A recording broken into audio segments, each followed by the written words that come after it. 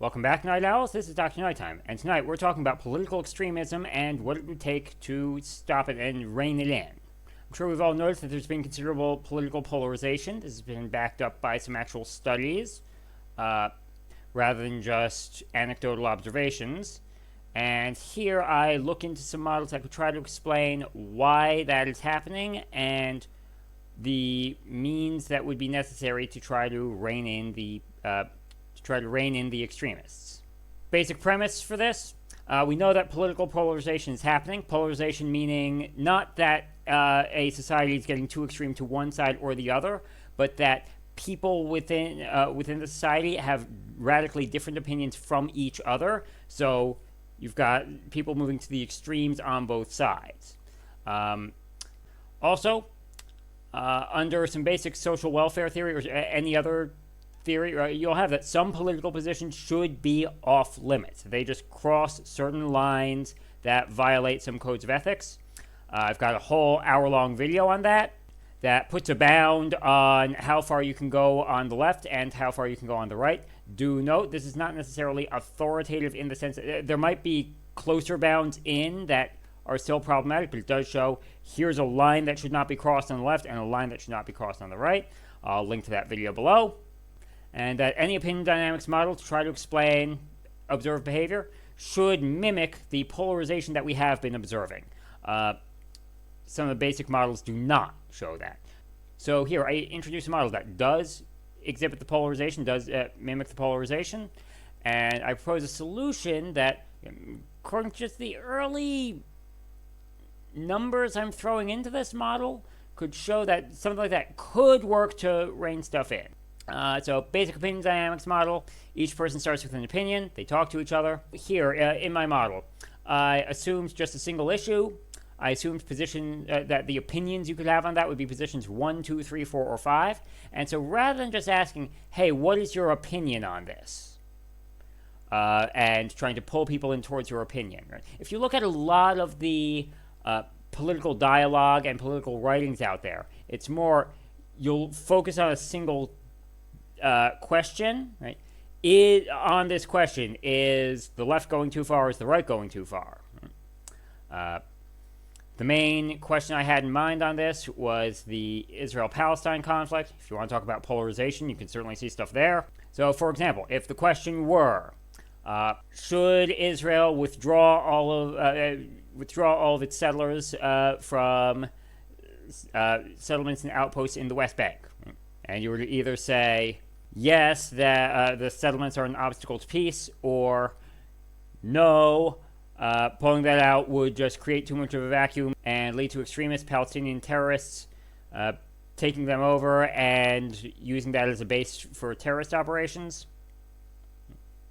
So the point being, the speaker is just speaking about that one question, and then if the listener was already of a position where the answer to that question backed you up, then you don't change your position.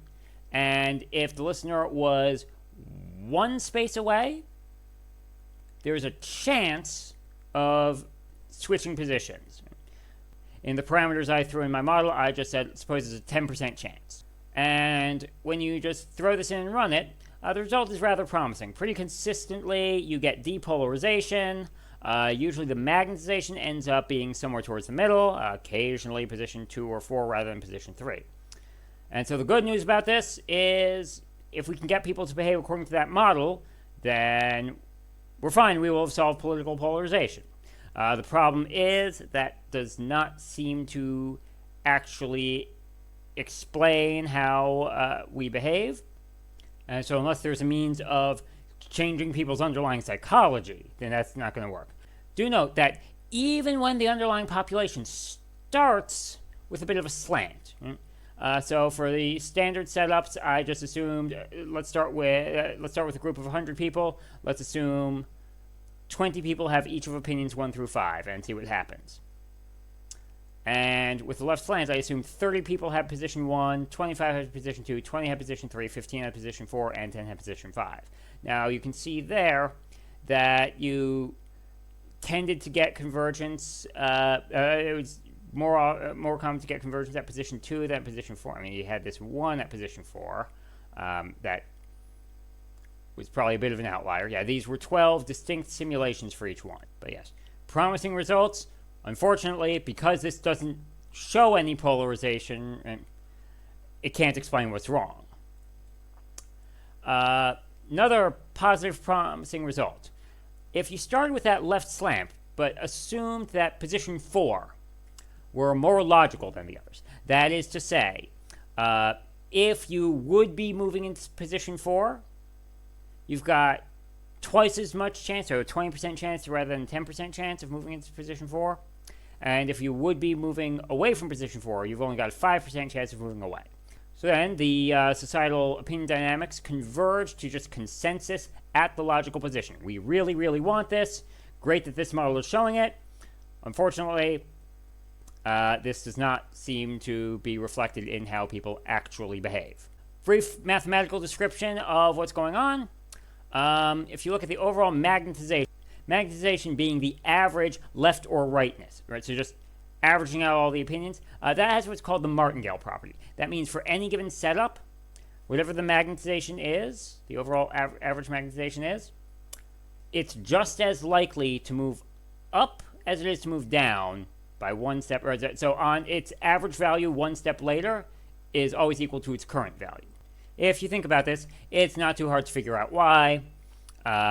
Given a speaker and a listener with the same position, you'll never get any movement. Given a speaker and a listener with different positions, there's the chance of movement if the question was one step away from the listener's position in the correct direction. And since the roles of speaker and listener could just as easily be flipped, and which question is being asked is just randomized, then the probability of the magnetization moving one mini step to the left is the same as the probability of it's moving one tiny mini step to the right. Okay. Do note, however, that it's more likely that someone from an extreme position, 1 or 5, will move inward to 2 or 4 than the other way around, simply because, or suppose you're moving from 1 to 2, right? What you need to move inward is listener in position 1, topic being debated being whether the barrier between positions 1 and 2 is too far left or too far right, and the speaker just needs to have any of positions 2 through 5. Meanwhile, to get someone from position 2 to move to position 1, you now need the speaker instead of the listener to have position 1. You need the same question, but then the listener has to specifically be in position 2. And so you get depolarization from the corners, and then once everyone's been removed from positions 1 and 5, now it's easier to move from positions 2 or 4 into 3 than the other way around. So we get promising results with this really simple model. Can we figure out what would have to change, or what's different between reality and the model that would get us that polarization that we're observing, and then find a way to fix it? So to try to get that, one of the big things that people are suggesting is people being able to just live within their own echo chambers where the majority of the dialogue they get on the matter is in this community of like-minded people. So if we introduce that here, rather than looking at one giant community of 100 people with either equal distribution of positions or a slight left slant or a slight right slant, here I said let's have 10 subcommunities, 5 of which have a left slant and 5 of which have a right slant, and that 90% of the time any given conversation happens within one community. And you just run this and see what happens, and well, you still get maybe depolarization and pretty often convergence or near convergence at a particular opinion. You might have some stragglers, but that you get the sense that if this just were run for longer, that you get this convergence at a consensus. So this indicates that no, that's not what's going on. So the next thing to look at when trying to replicate the polarization that we can observe is trying to introduce confirmation bias. Here, each person has an opinion as well as an allegiance. Initially, that allegiance is modeled as just being in the middle of whatever block you're part of. So if you're in the 1 block, I had the allegiance get ranked from 0 to 100. If you're in the 1 block, right, the 1 block would range from 0 to 20. So if your original position is a 1, you just said, okay, your allegiance is a 10. If your original position was a 2, your allegiance would be a 30. 3 would go to a 50. 4 would go to 70. 5 would go to a 90. And then when you do hear some sort of dialogue that's in an adjacent position, or are advocating the opposite answer to an adjacent question, 2 things could happen. 1, there's that chance that your position will move. And then 2, your allegiance will move a little bit. The allegiance would take a step in the direction of whatever the speaker was advocating. If that step would be 1/10 the distance between you and that extreme. Right? So if your allegiance was a 50 and you were given something that supported the high numbers on an issue, so your allegiance, instead of being 50 away from the max, you'd go down to only 45 away from the max, right? A reduction of 10% there. If you were, so you'd move from a 50 to a 55. If you were at a 60 and something supported the low numbers, right? So that's 60 away from the low numbers, you'd reduce that 60 by 1/10 or by 6. So that then you'd move from a 60 to a 54. Now, what does allegiance have to do with confirmation bias and your opinions? Well, you look at your allegiance and you look at the probability of making a move in that direction, and you modify it, specifically by multiplying odds ratios. So if there was originally a 10% chance of moving towards an opinion, those would be odds of 1 to 9. Suppose that your allegiance was an 80. So if you're talking about moving towards higher numbers, and your allegiance is an 80, that's at a high number, right? So that's 80 out of 100. That would kind of be 80 to 20 or 4 to 1 odds multiplier. So instead of your odds of moving being 1 to 9, it would be 4 to 9, giving you a 4 out of 13 probability of moving. Whereas if the argument was in favor of the low numbers, but you had an allegiance towards the high numbers at that 80, now the odds multiplier for moving is 1 to 4, 20 over 80.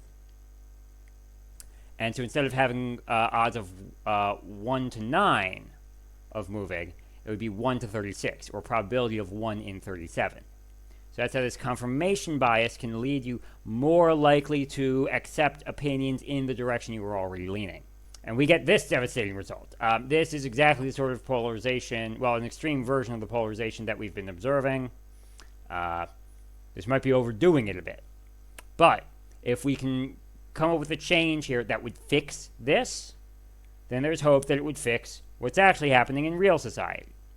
As expected, the echo chambers that started with a slight left slant got extreme left slant, and the echo chambers that started with a slight right slant got extreme right slant, even going into those extremist opinions that are supposed to be off limits. And unfortunately, right, remember before we assigned one position as being more logical than the other, so we try that here, and people will skip right past the logical opinion and polarize out. Okay, so we seem to understand what's going wrong, and the question is, well, how do we fix it? And the solution I propose is some sort of regulated speech. Suppose there's extreme positions 1, 5. You had a good argument for their being off limits. In the context of the Israel-Palestine conflict, this means that you cannot say that the land purchases from the 1880s to the 1940s were unethical because, oh my God, how can you have Europeans moving somewhere, and that the formation of Israel was unjust, and that Palestine has a right to take over Israel. You just can't say that. Or on the pro-Israel side, you can't say that the decision to assign everything east of the Jordan River as an Arab state constitutes partition in and of itself, never mind all the Arabs living in modern-day Israel and modern-day Palestine, that any further partition would be cutting too much into what should be Jewish land, even though in those areas there wasn't much of a Jewish presence. So no, you can't say that West Bank and Gaza are inherently Israeli and not Palestinian, and that if Palestinians want to live in a Palestine, they should go to Jordan, which is largely ethnically Palestinian anyway. Right? That argument, off limits. Okay, so you declare those extremist positions off limits, and if 10% of the messaging is from PSAs saying, these are extremist problematic views, do not support them. So that this would do a couple of things. First of all, it would bring in people from those extremes to positions 2 and 4. Second of all, it would consistently have messaging that supported each side, and so the effect that this would have on allegiance would ultimately have a slight centralizing effect on allegiance. Yes, you're getting messages from both sides, right? That might cancel out, except no, the way that this movement works, right? A move towards the side you're already leaning to would be smaller in magnitude than move away. And that should make sense, that if, let's say, 2/3 of what you're hearing favors one side, that you might expect to have an allegiance that's 2/3 to that side, as opposed to saying, well, after 1,000 of these, right, you've had hundreds more steps to one side than the other, and so you're just going off the rails to that side. The third effect that this would do, it would be to create a taboo on the extreme positions, so that 90% of the time, according to this model, a speaker who favors an extreme position would remain silent rather than saying, yes, I support this extremist position. So those are the effects. And when you have those effects, you get limited polarization. This is not great, but it does at least put some limits on just how extreme the extremes can go. Now, if one position is more logical than the others, if position 3 is logically favored, you actually do get full convergence there. If position 4 is logically favored, you know, the old saying, in any given conflict, it's highly unlikely that one side is entirely right and the other side is entirely wrong, and it is equally unlikely that both sides are equally right. So if position 4 were the more logically favored one, again, that means double the odds of switching into the position, halve the odds of switching away. Yeah, I did do it by odds multiplier here rather than straight probability multiplication. Under that model, position 4 largely wins out. You do sometimes have echo chambers with left slant that keep that left slant. But do note that what this means is that an echo chamber that starts with a magnetization slanted in one direction can actually converge to a logically favored position on the other side. So one question about this is, well, wait a minute, might this be why younger leftist Jews are less Zionist? You start on the more pro-Israel side. The fact that some of those communities are switching over to more anti-Zionist positions, does that mean that it's the more logically favored one? Not necessarily. There's a more likely issue, and that is lopsided speech regulation. Suppose that the don't be an extremist message that you're getting is only really hammered home on one of the two positions. So in contemporary left-leaning Western culture, we're beaten over the head with the messaging of don't be racist. Right? I say beaten over the head as if that's a bad thing. It's not. But we're not really driven home the point of don't confuse equality with fairness. So this messaging of, well, you've got the wealthy, powerful Israelis with a large army versus Palestinians with none of those things, you should be siding with the Palestinians on those grounds alone. Right? That is a problem. You do have a lot of people saying, well, bigotry isn't the same if there isn't a system of oppression. Right? That is a problem, and not very much is being done to call out that problem and make people scared to sound like that's what they're supporting. So, what happens if the regulation only said to avoid one of the extreme positions, position 5? If no position is logically favored, you get everybody converging to position 1, even the echo chambers that were slanted towards the high numbers. If position 3 was the favored one, you get the same thing. If position 4 was favored, you actually have a lot of trouble. So simply on the message, hey, avoid position 5, but nothing for avoid position 1, the left slanted echo chambers go off the rails to position 1. The right slanted echo chambers actually converge to that logical position in a way that they didn't if position 3 was the logical one. And so that gives the idea, what if you introduce targeted moderation?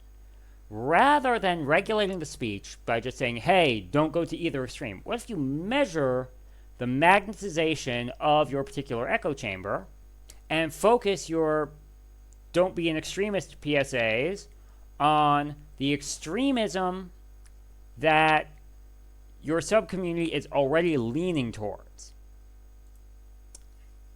We see some significant depolarization here and a bit of a spread of opinions. Nothing is logically favored here. When one position is logically favored, under that approach, you consistently get convergence towards whatever that logically favored position is. And so that seems to be the key. Identify extremism on your own side and make people scared to sound like they're supporting it. Unfortunately, there are very few communities I've been in that seem to have that model. One synagogue that back when I lived in New York City I was part of and I visited a couple times, they're doing a very good job at making sure that people do not support the annihilation of everyone in Gaza. Now, one interesting side note on all this. A lot of people seem to have the opinion of, well, why do we need regulated speech at all, right? Can't you just have regular dialogue and the truth will just prevail? And as we've shown with this, once you have any sort of confirmation bias, according to this model, no, that's not going to work. But the reason it can create the illusion of working, if you think back to before the moderation was introduced and everything going to one extreme, right? Those echo chambers started with extremists on both sides, right? More on the favored side than the unfavored side, right? So in the left slanted echo chambers, you started with 30 leftist extremists and 10 rightist extremists. And those rightist extremists were convinced away from the extreme based on free market dialogue alone, right? Free marketplace of ideas dialogue alone. So you get the illusion that extremist opinions that are really, really far away from what's in vogue, those get taken care of. But that if society itself is drifting close to an extreme position, that will not self-regulate. And that explains how 90 years ago, forward-thinking, advanced democratic Germany was capable of electing the Nazis into power. Once you're looking at this targeted moderation, what happens now that your moderation isn't just, if you view half the PSAs, or the PSAs saying, hey, don't support the extreme that your society isn't anywhere close to. Well, if that half isn't really doing anything, what if you save your resources, cut the level of moderation in half? And this did a couple of things. One, I said that only 5% of messaging comes from the moderation voice, not 10%. And I said, suppose that instead of keeping extremists silent on their issues 90% of the time, so that they're speaking out 10% of the time, what if they speak out 20% of the time? Under that halved targeted moderation, you still get pretty strong convergence towards position 4, whereas, again, if position 4 was the logical one, if you had two-sided moderation but the full amount, that still isn't as effective as weakened targeted moderation. So realistically, you want to identify the political leanings of your own group and be a check on that. The conclusions suggested by this model, again, this model is far from perfect. Just lays out the beginnings of a framework of what's going wrong and what it would take to fix it. So the idea of this free speech libertarianism that oh, with a free marketplace of ideas, the marketplace will regulate itself. No, it won't. And that's good at preventing the rise of extremism opposite the prevailing ideology. But if you have stuff that's in line with the prevailing ideology but too far, that can get more and more popular and become a problem. And that, yes, lines do need to be drawn about what statements are acceptable. Again, I've got my hour-long video describing where some of those lines are, but that with targeted moderation, saying don't go too far off the rails on your own side, there's signs that could be just what we need. Anyway, until next time, this is Dr. Nighttime wishing you a good night.